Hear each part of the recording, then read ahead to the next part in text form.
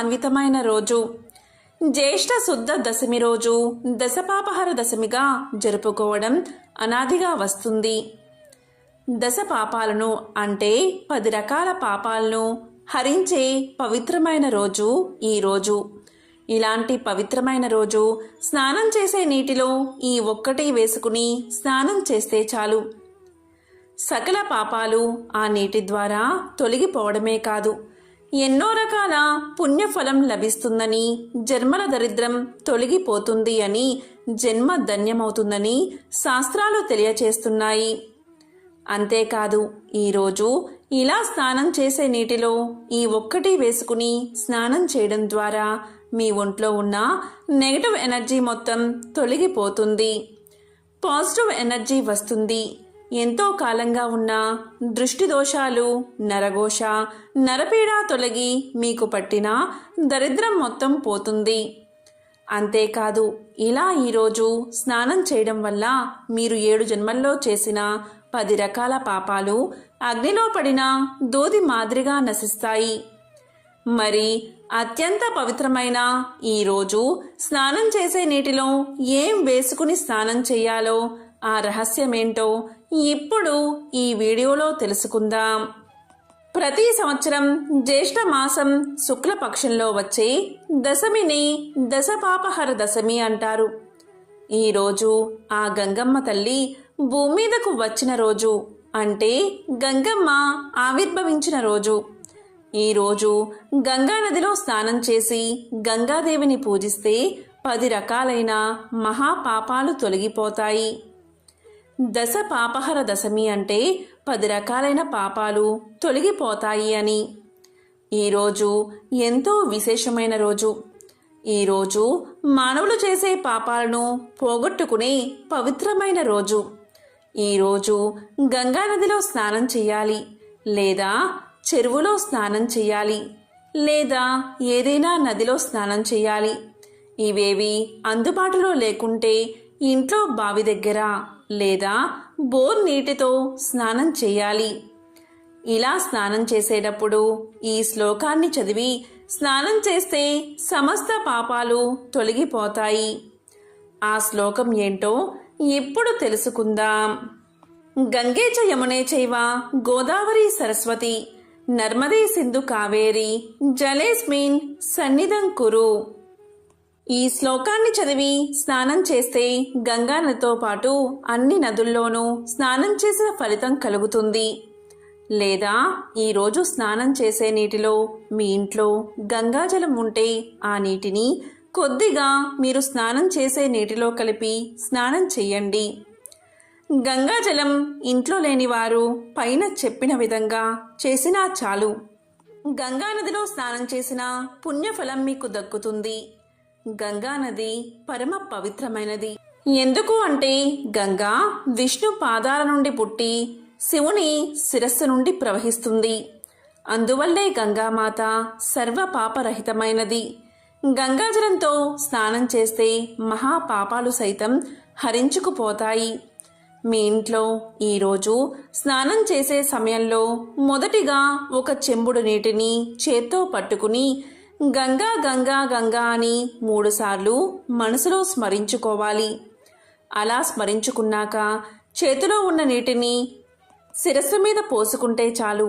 సకల పాపాలు, ముఖ్యంగా 10 రకాల పాపాలు తొలగిపోతాయి. కాశీకి వెళ్ళి కాశీలో స్నానం చేసిన మహాపుణ్యం మీకు కలుగుతుంది. ఇలా స్నానం చేశాక మీరు మళ్ళీ చేతిలో నీటిని తీసుకుని మళ్ళీ గంగను స్మరించుకుని ఆ నీటిలో వేపాకులు వేసి ఆ నీటిని వేపాకుతో ఇల్లంతా చల్లాలి. ఇలా ఈరోజు చేస్తే మీ ఇంట్లో ఉన్న నకారాత్మక శక్తులు అంటే చెడు శక్తులు పారిపోతాయి. పాజిటివ్ ఎనర్జీ వస్తుంది. దైవిక శక్తులు మిమ్మల్ని, మీ ఇంటిని కాపాడతాయి. ఇలా చేస్తే ఇంట్లో వారికి, మీకు అంతా మంచే జరుగుతుంది. ఏ పని చేసినా విజయం వరిస్తుంది. అన్ని బాధలు తొలగి ఐశ్వర్యవంతులవుతారు. ఈరోజు మన శరీరానికి గంగాజలం తగిలితే చాలు మనలోని పాపాలన్నీ పటా పంచలవుతాయి. ఈరోజు గంగాదేవిని మనసులో స్మరించుకుని స్నానం చెయ్యాలి. ఈరోజు సూర్య భగవానుణ్ణి లేదా మహావిష్ణువును లేదా మహాశివుణ్ణి పూజించాలి. ఎవరికైతే గ్రహదోషాలు ఉంటాయో అలాంటి వారు నల్ల నువ్వులు, బెల్లం, పేలాలు కలిపి నదిలో విడిచిపెడితే గ్రహదోషాలు తొలగిపోతాయి. ముఖ్యంగా ఈ దశ పాపహర దశమి రోజు సూర్య భగవానుడికి ఎరుపు రంగు పువ్వులను, అదేవిధంగా శివకేశవులకు పసుపు పచ్చని గన్నేరు పువ్వులను సమర్పించడం వల్ల వారి అనుగ్రహానికి సులువుగా పాత్రులు కావచ్చు. ఇంతటి పవిత్రమైన రోజు ఇంట్లో మాంసాహారాన్ని అస్సలు వండకూడదు. అలా వండితే సకల దేవతల ఆగ్రహానికి గురి కావాల్సి వస్తుంది. ఈరోజు పొరపాటున మాంసాహారం అంటే మాంసం కూర వండితే ఆ సూర్య భగవానుడి ఆగ్రహానికి గురవుతారు. కాబట్టి మాంసాహారం అస్సలు వండకూడదు, అలాగే తినకూడదు. ఎంతోమంది మానవులు తెలిసి తెలియక చేసిన 10 రకాలైన పాపాలను పోగొట్టుకునే శక్తి ఈరోజు మాత్రమే ఉంది. ఈరోజు చెప్పిన విధంగా పవిత్ర స్నానం వల్లే అది సాధ్యమవుతుంది. ఈరోజు ఈ మంత్రాన్ని ఒక్కసారి చదివినా చాలు, వారి 10 రకాలైన పాపాలు తొలగిపోతాయి. ఆ మంత్రమేమిటో ఇప్పుడు తెలుసుకుందాం. నమో భగవత్యై దశపాపహరాయై గంగాయై నారాయణ్యై అమృతాయై విశ్వరూపిణ్యై నందిన్యై తే నమో నమః. ఓం నమః శివాయై నారాయణ్యై దశహరాయై గంగాయై నమో నమః. ఈరోజు తప్పనిసరిగా ఈ మంత్రాన్ని ఒక్కసారి చదివినా చాలు, వారి సకల పాపాలు హరించుకుపోతాయి. ఈరోజు గంగానది మహిమను చెప్పుకుంటే వారికి పాప భయం, రాజభయం, చోర భయం మొదలైన భయాలు తొలగిపోతాయి. ఇలాంటి పవిత్రమైన రోజు గంగాదేవి అవతరణ గురించి పురాణ కథను విన్నా, చదివినా, చెప్పినా, వినిపించినా జన్మల పాపాలు తొలగిపోతాయి. గంగా అవతరణ గురించి ఆసక్తికరమైన పురాణ కథలు భాగవతంలోనూ దేవి భాగవతంలోనూ ఉన్నాయి. ఆ కథ ఏంటో ఇప్పుడు తెలుసుకుందాం. సూర్యవంశపు రాజైన సగరునకు 2 భార్యలు. అందులో మొదటి భార్యకు మహా తేజోవంతుడైన అసమంజసుడు అనే కొడుకు జన్మించాడు. రెండవ భార్యకు చిన్న చిన్న తిత్తులతో కూడిన పిండాలు ప్రసవించబడ్డాయి. ఆ పిండానికి ఉన్న తిత్తులను దాదాపు 60,000 నీటి కుండల్లో భద్రపరచగా 60,000 మంది కుమారులు కలిగారు. వీరు ప్రత్యేక నామాలతో కాకుండా సగరులుగా ప్రసిద్ధి చెందారు.